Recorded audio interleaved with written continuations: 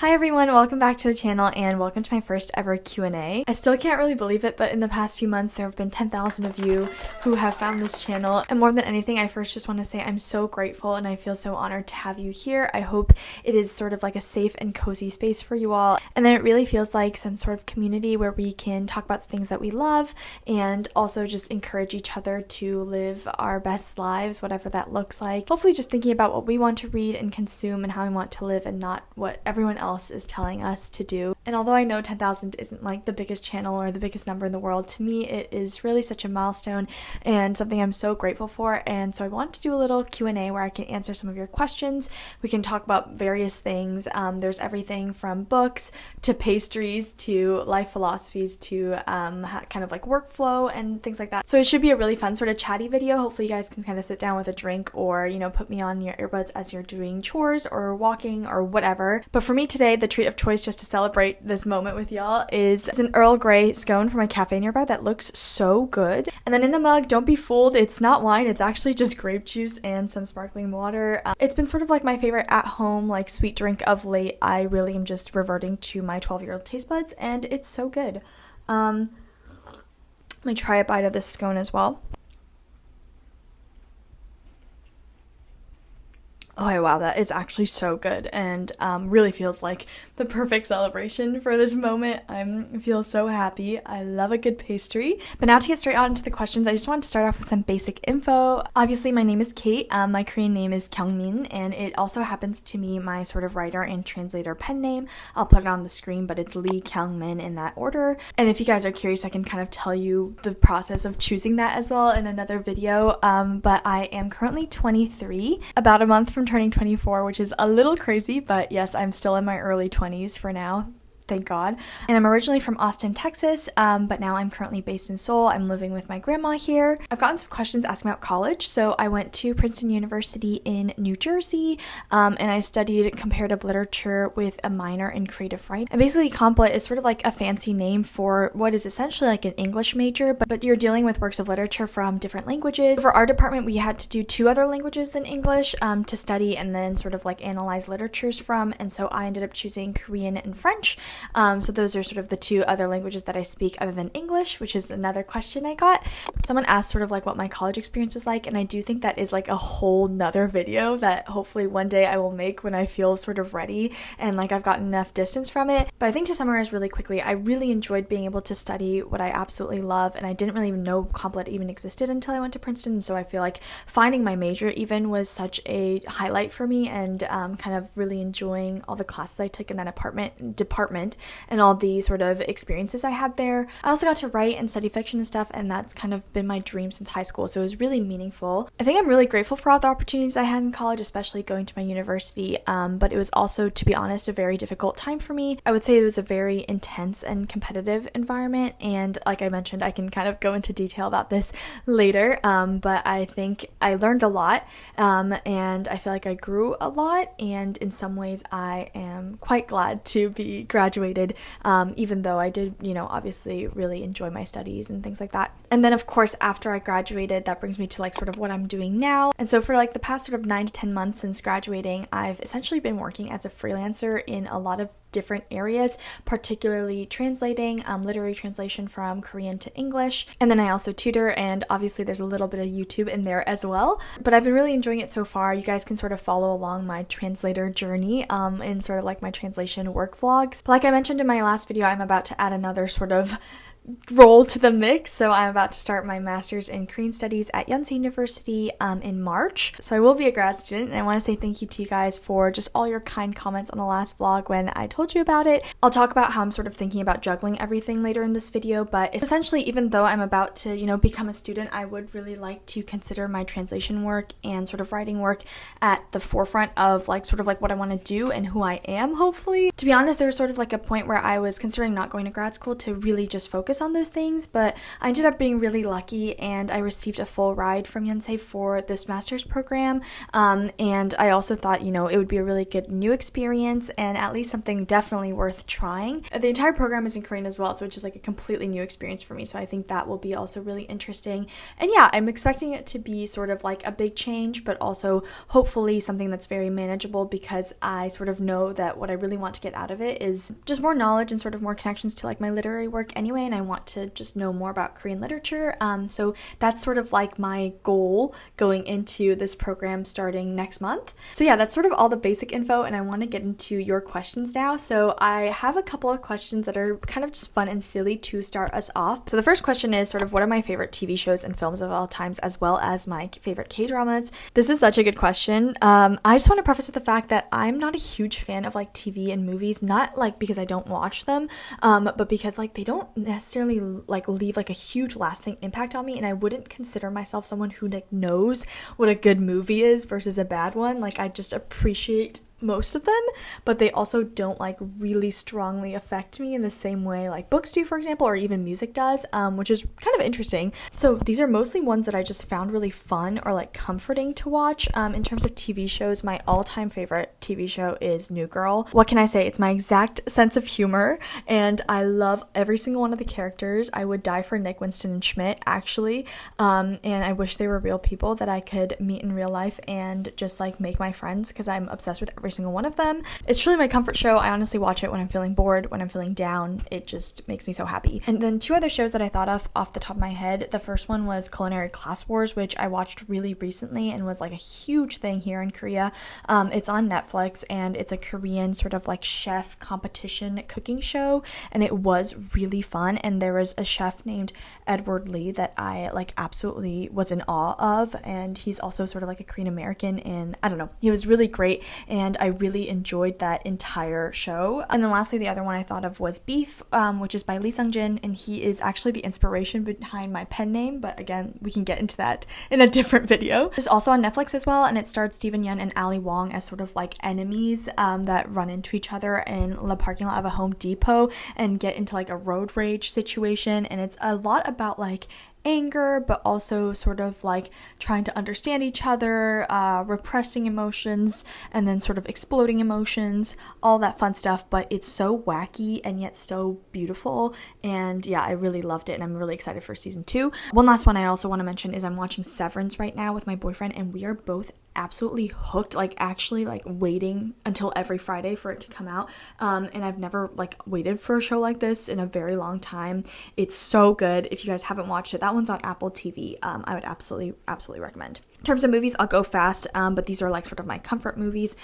Lady Bird has been one of my favorite movies for a very long time. Obviously, we all love Greta Gerwig. I also really love the Korean movies Little Forest, which is like an absolutely comforting movie, and it follows a girl who moves back to her home in the countryside and kind of learns to cook again, and it's really special. I love it, and it makes you very hungry. And then lastly, my favorite sort of like Korean rom-com is called My Sassy Girl. It's from like the early 2000s, and it's hilarious. I love the female character. Speaking of rom-coms, I also love When Harry Met Sally. I think everyone loves this, but the dialogue is just absolutely perfect. I basically love like TV shows and movies that have really good vibes and then great dialogue and characters. I think that is like, plot is less so my thing, but if you have these three things, I'm hooked. And so you'll notice the same with my favorite K-dramas. They kind of have similar vibes. It's Our Beloved Summer, 2521, and then Reply 1988, all very cozy K-dramas that just have such beautiful stories and like kind of like aesthetics as well. And then Nathan from Nathan's Nook actually asked me what my favorite morning pastry is, and I love this question because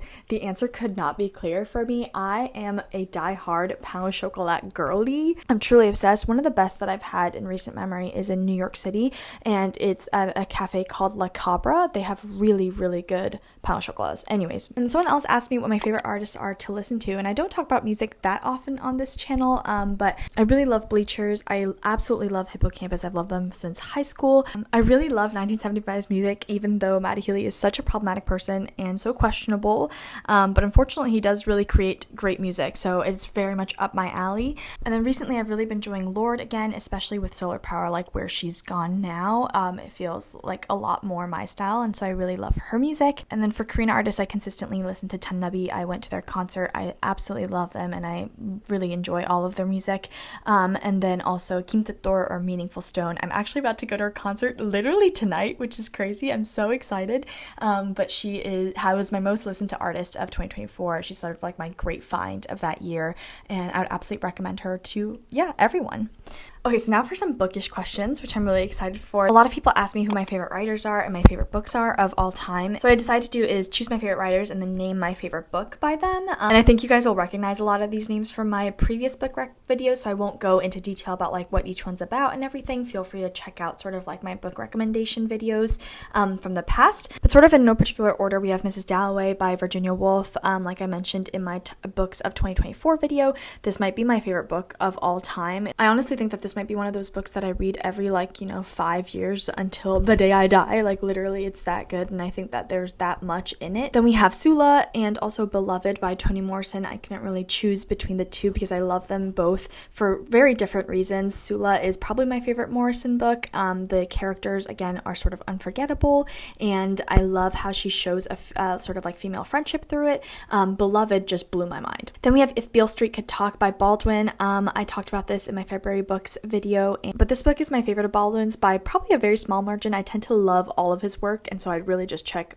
honestly all of his books out. I like his fiction a little bit more than his nonfiction though. And then of course Elena Knows by Claudia Pinheiro. I just absolutely adore this book. Another one of those that I might read again, or at least one that I've honestly recommended to probably every single person I've seen since reading it, which was in 2022. I think this book is amazing. It's one of the ones that really got me to translated literature, and I think more people need to read it. And then my sort of last favorite writer book combo is After Parties by Anthony Villas-Nassau. I talked about him in my reads of 2024 video, but his writing is unlike anything I've ever read. It's so electric, it's so energized, it's very modern and like kind of funny and satirical and whatever, but it still has so much heart within it. And I just think he is a master of the craft.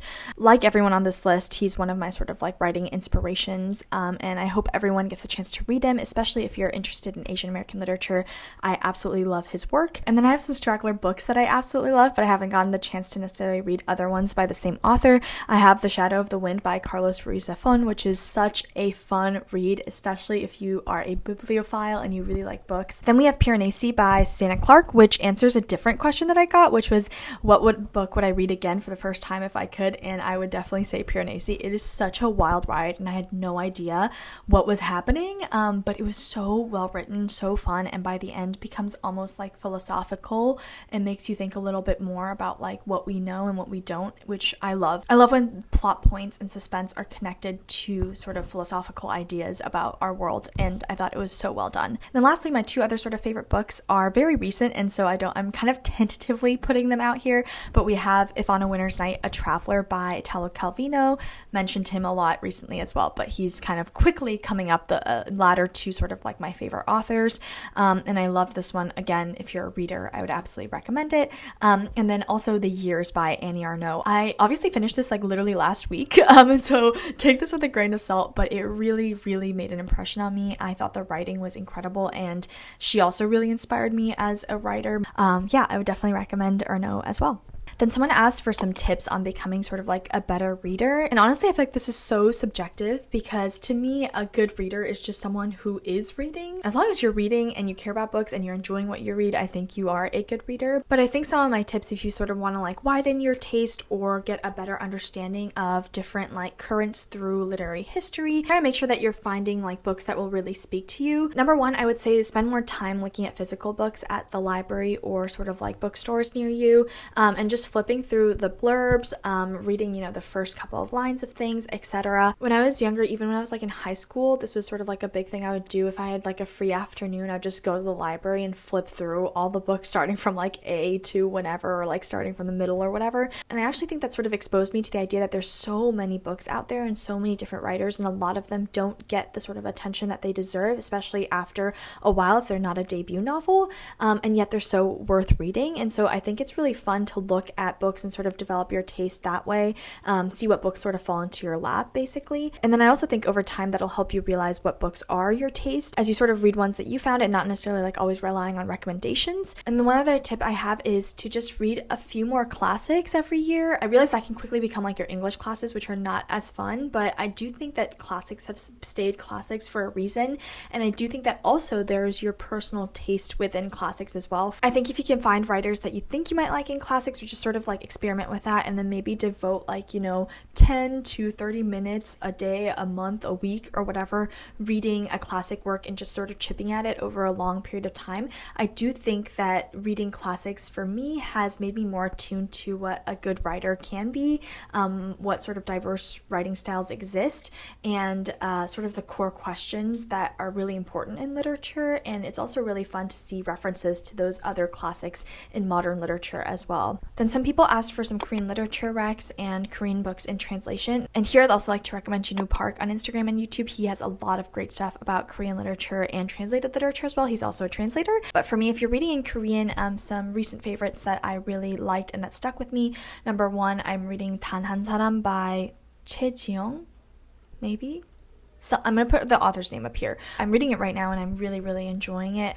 Anything by Jung Se-rang I think is incredible, and I feel like you should definitely read it. She has such a unique take on sci-fi, and I think it's like a great place to start if you're looking to get into more Korean sci-fi, which has a very unique sort of style that I love. I also always recommend the Young Writers Award by 문학동네. It's the 문학동네 젊은 작가상 book, I guess, and it has a collection of like the 10 stories that they chose that year, and they're always fantastic and introduced me to a lot of cool new young writers in Korea. In terms of works in translation, a lot of translators, their work is sort of like a curated list of their preferences and their style as well. Anything that Anton Hurd translates, I think, is honestly fantastic, and especially Sang-young Park's work as well as Pora Chung's work. I absolutely love their writing and Anton's translation of them, so definitely go check them out. Then someone asked how I manage reading slumps, and I just wanted to really quickly say that I don't manage them very well. I honestly just fully give in and I slug through a book for like a month, and then naturally I speed up and read a couple more in the next month or whatever. I just let it take as long as it needs to, because like I've mentioned before, I really don't want reading to be anything other than something I love, unless it's reading for my job. And this person actually also asked about that, but when it comes to reading for my job, it's mostly Korean literature, and so I see reading Korean books as a little bit more of a duty. To be honest, it's a little bit less fun when I feel like I might translate it, for example, but when it comes to English language books, I'm truly just reading as a hobby, as something I love, and so I don't want to put basically any pressure on myself, any more pressure than I already do, because I think there's so much pressure in like the booktube space, in just our reading world, to read like, whatever amount of books a year or whatever amount of pages a week or whatever. Yeah, I really try not to feel that too much. As long as I'm enjoying the books I'm reading, that's honestly what matters. And whenever I kind of fall into a reading slump, I will usually read something from favorite writers listed before, and it kind of like slowly gets me out of it again. Okay, so now to end with some like personal, more like life-based questions. Someone asked what my favorite hobbies are outside of reading, and this is a really good question. Low-key, I am in search of a hobby, because YouTube used to be my hobby for a very long time, and it still is, but it also is feeling slightly more and more like work, or just something I really want to pour a little bit more of my energy into. So I wouldn't say it's like completely stress-free. In terms of hobbies, I guess I could say that fashion and clothing is one of them. As you guys can probably tell based on my channel, I really enjoy shopping, thrifting, putting together outfits, watching fashion content, thinking about outfits, all of that stuff. I just find it really fun, and a really fun way to sort of like express different parts of myself. I also don't know if this is considered a hobby, but I would say I really like sort of exploring the city. I spend a lot of time looking for like really good cafes and restaurants, and I get really excited when I find a good one. So I think that's a big sort of like thing that I like to do week by week. And then I also do yoga as well. I think it's like sort of the best form of exercise for me, and I'm also trying to go on more hikes this year. I really enjoy hiking. And then I also write as well, although that's I would say more of like a passion than a hobby. And that kind of relates to the next question, which is, would you want to write your own book? And the answer is absolutely yes. I actually ended up writing a full draft of a novel for my senior thesis last year, but of course a year later I completely hate it, and at least for now I don't really want to get it published or anything. I do think it was a great process. It taught me that I could write a novel and sort of what goes into creating that story, but I think if I were to write something now, it would be a slightly different story. And so right now I'm just sort of like writing short stories when I can. I'm not necessarily working on like a full-length project, but it's definitely something that I would love to do in my life. It's probably the one goal that I feel the most like passionate about in my life, if that makes sense. Like I really, really would love to publish a work. I think I'm in it for the long game, so we're gonna see how long that takes, but for right now I'm just enjoying kind of writing for myself again. My friend Newport asked, what is the most surprising thing about living in Seoul, and what do I miss most about the US? And I miss you, Newport. I actually miss you so much. For the most surprising thing, there's a lot of sort of fun little things, and then less fun things like the winter is really cold, the air quality can get really bad, etc. A fun little thing I would say is that the pastries and desserts here are actually like top tier. Like, I'm not trying to offend French people, but I know France is like, you know, the pastry hub of the world or whatever, but like low-key Seoul is the pastry hub of the world to me, because these pastries are so good and they have every kind imaginable that you could ever want. And I feel like dessert culture is just super developed here in like the best way. And so I get to enjoy dessert any time of the day, and I really love that. In terms of what I miss about the US, I miss supermarkets. I miss Trader Joe's so much and all their little snacks. I miss H-E-B, which is a Texas specific supermarket that I actually worked at, and my home, my second home basically. I actually really genuinely do miss my friends. It sucks being so far away from them, but there are days when I just want to like really see my hometown friends and chat and like, you know, hang out, and it's harder when you can't do that right away. But they're all honestly doing amazing things, so I feel like it's really fun just to watch them grow into like their adult lives as well. And the last thing I really miss is good Mexican food. Sometimes I'm just really craving some good Tex-Mex or like a taco truck taco, and that's just not available here. Then Nathan also asked, what is like my mantra, words that have sort of gotten me through a lot of my life?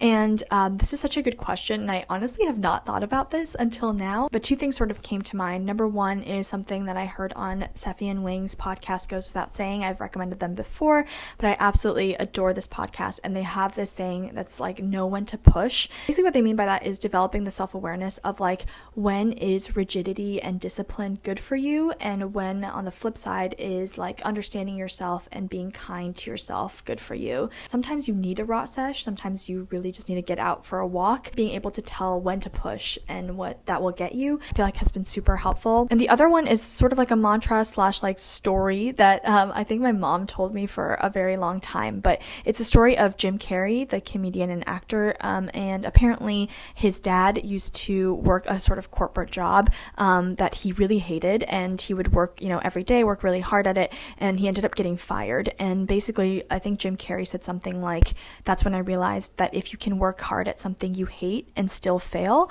you might as well work hard at something you love, and then even if you fail, you love it. And that's something I really, really do think I believe, and trying to remind myself of every day. Okay, I've actually been recording for an hour, so this is a little crazy, but this is the last question, and it's how I sort of manage all of my work and studies and YouTube. And someone also asked like how I don't procrastinate or something, and I just want you to know that I absolutely do procrastinate, but Anton's comment on a video that I released this year really helped me about procrastination, which is basically that it often comes from like a fear or like tenseness about doing something. Maybe it's perfectionism, maybe it's a sense of like, I don't really know where to start with something, whatever. And I think two things really help with that. Number one, like he suggested getting up and just like moving frequently, just to like get yourself in like a more relaxed state of your body. And then also what I do is I tend to just portion a big task into tiny little tasks. And then when it comes to juggling multiple things like YouTube and my work and studying and whatever, I obviously still want to figure out this balance as I go into my master's and make sure that all of those things can still happen